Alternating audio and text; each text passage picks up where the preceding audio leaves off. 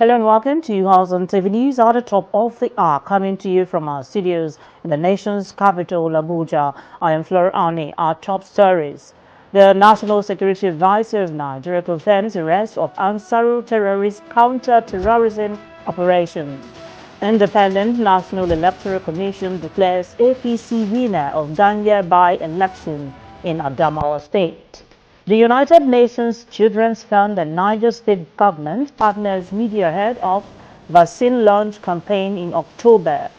Federal government to inaugurate advisory code committee. From the foreign scene, crude oil bearish after Trump-Putin meeting. Now the news in detail. The federal government of Nigeria has announced a major breakthrough in the fight against terrorism with the capture of the leaders of Jama'atu Ansarul Muslimina Vi Biladi Sudan, an Al-Qaeda affiliate operating in Nigeria. At a press briefing in Abuja, the National Security Advisor, Malam Nuhu Ribadu, confirmed that Mahmoud Muhammad Usman, the self-styled emir of Ansaru, and his deputy, Mahmoud Al-Jari, were apprehended in a series of coordinated intelligence-led counter-terrorism operations conducted between May and July 2025. The NSA disclosed that the two men had been on the wanted list of Nigeria, the United States, the United Kingdom, and the United Nations for their roles in orchestrating terrorist attacks, kidnappings, and armed robberies used to finance terrorism over the years. Malam Ribadu described the arrest as one of the most significant counter-terrorism successes in Nigeria's history.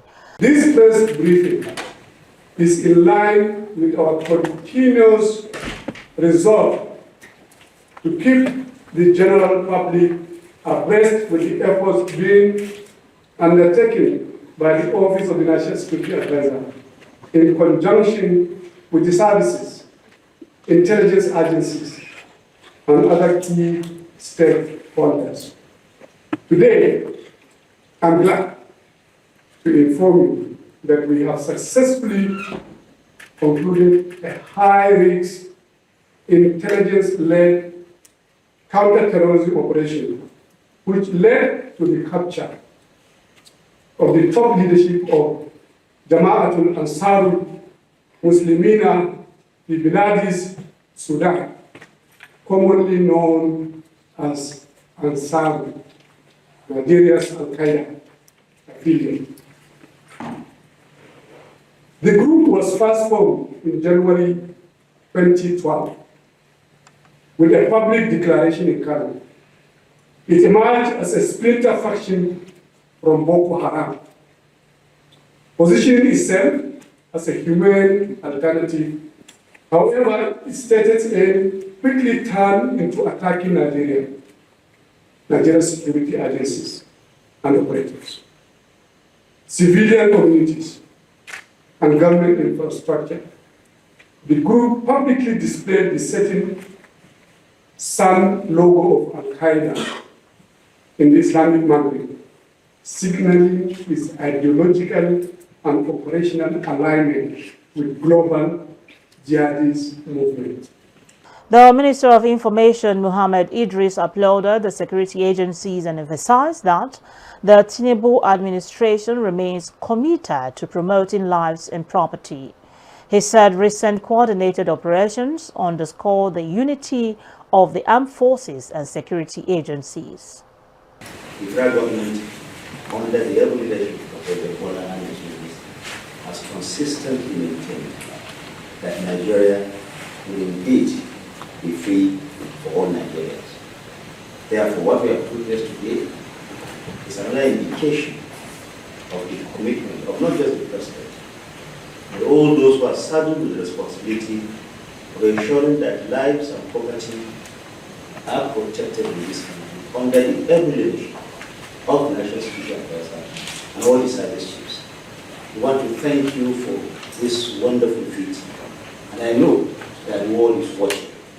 This indeed is big news for all of us. And to you, my colleagues in the media, let me use this opportunity to first reaffirm the commitment of the government of the border as a community.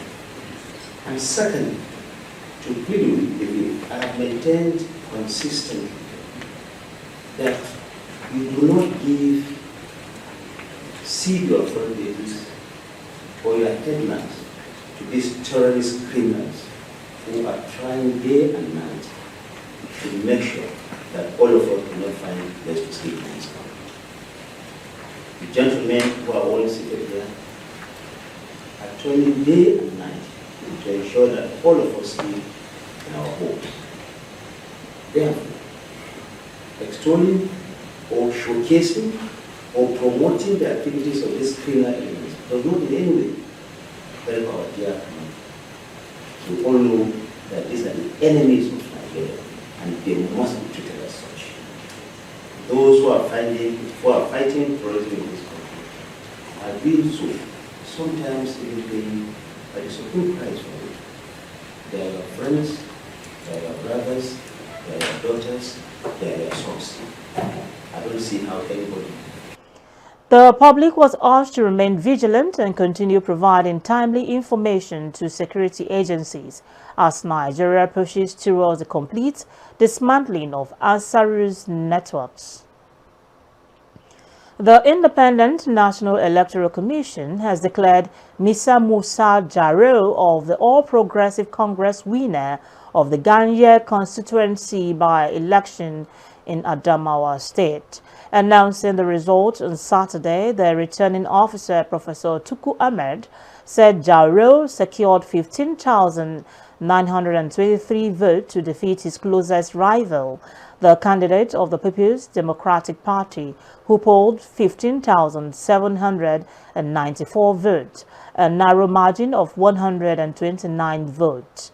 The by-election, which was conducted across 10 wards of the constituency, was keenly contested, with both APC and PDP recording split victories in different areas. Professor Ahmed declared Jaro duly elected, noting that the exercise was one of the most competitive polls held in recent times in Adamawa State.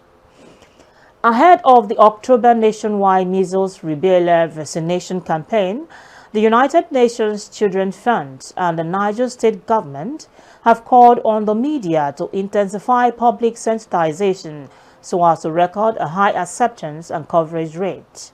The Commissioner for Primary Health Care, Ibrahim Dangane, who made the appeal during a one-day media orientation in Mina, said the campaign will target 1 million children aged 9 months to 14 years to close immunity gaps, halt disease transmission, and strengthen routine immunization. Based on the statistic we have across the nation, that is, every year we've recorded over 100,000 children being affected by rubella syndrome, that is, either birth defect as a result of complication of rubella diseases in pregnancy.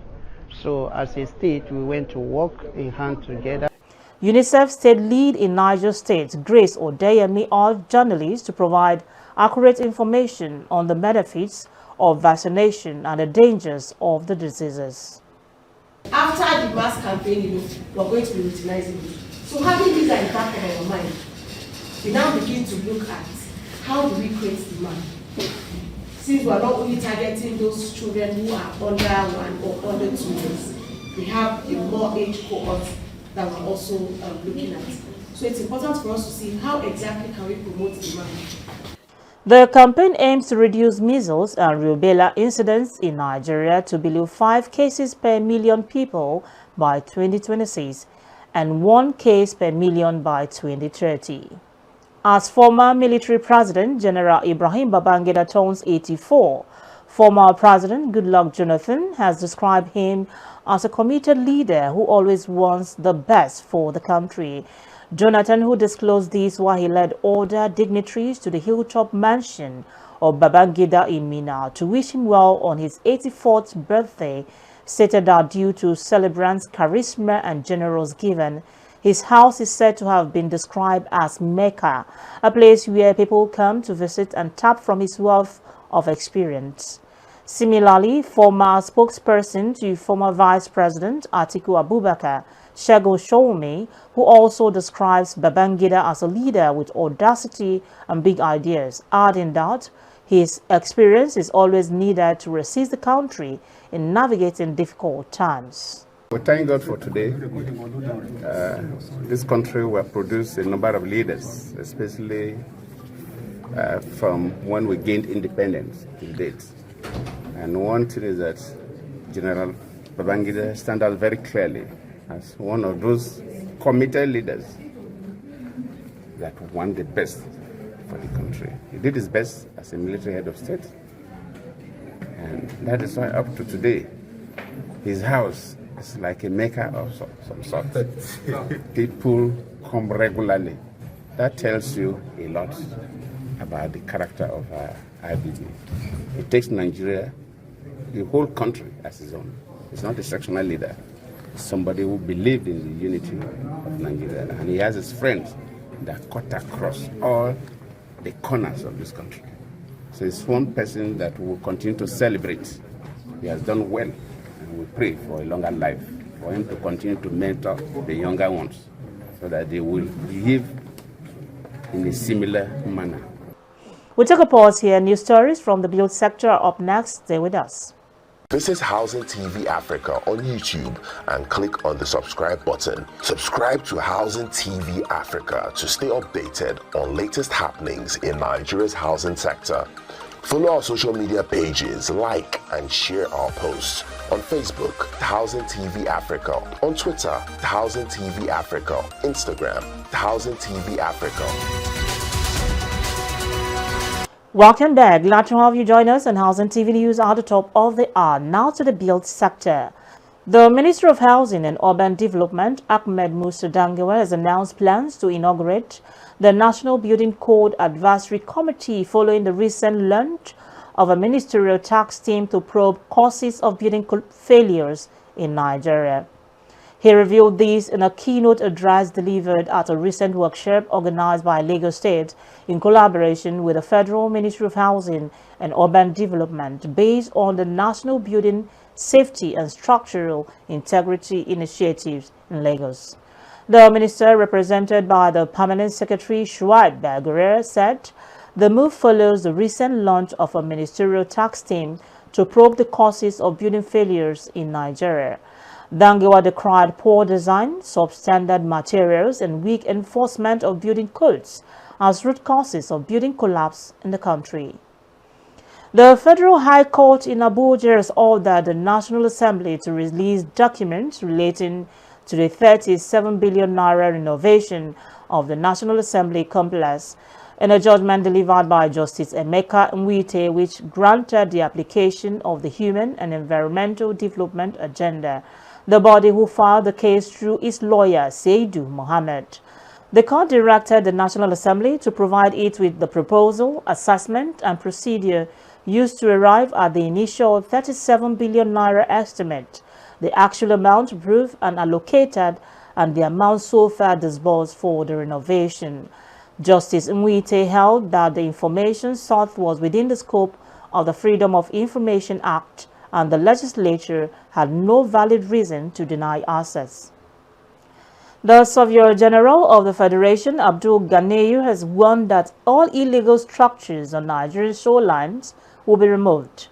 Adebo Mehe gave the warning during a visit by the executive teams of the Nigerian Institution of Surveyors and the Association of Private Practicing Surveyors of Nigeria. According to him, the demolition directive aligns with national urban planning laws and the international maritime frameworks, particularly the law of the sea, and this follows its recent move under the direct oversight of the presidency. The Nigerian Institute of Town Planners has intensified its push for sustainable and orderly urban growth by inaugurating a presidential committee to liaise with the National Assembly for the full implementation of the 1992 Urban and Regional Planning Law. Speaking at the inauguration of the committee in Abuja, NITP National President Dr. Ogbonna Chime said the legislation passed 33 years ago remains the most comprehensive framework for addressing Nigerians' persistent urban challenges, including perennial flooding, unplanned settlement, and the proliferation of slums. He urged both the federal government and lawmakers to make its activation a top priority. From the foreign scene, oil prices have continued to fall since Friday by over 1%. This is part of a thin liquidity currently being experienced in the oil market.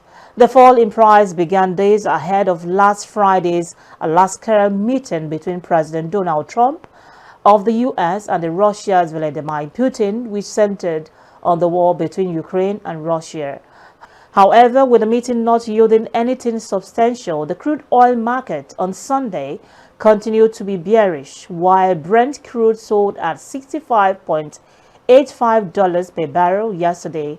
West Texas Intermediate sold at $62.8 per barrel, translating to a 1.48% and 1.81% drop respectively. Trump said he would hold off imposing tariffs on countries such as China for buying Russian oil following his talks with Putin.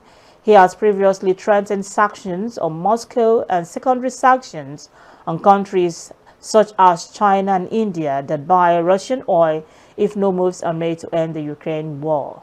That's the most we can take on Housing TV News at the top of the hour. Before we go, a quick recap of our top stories. The National Security Advisor of Nigeria confirms arrest of Ansarul terrorist counter-terrorism operations. Independent National Electoral Commission declares APC winner of Ganya by-election in Adamawa State. The United Nations Children's Fund and Niger State government partners media ahead of vaccine launch campaign in October. Federal government to inaugurate advisory code committee from the foreign scene. Crude oil bearish after Trump and Putin meeting. For more news in the housing sector, subscribe to Housing TV Africa on YouTube and follow Housing TV on all social media platforms.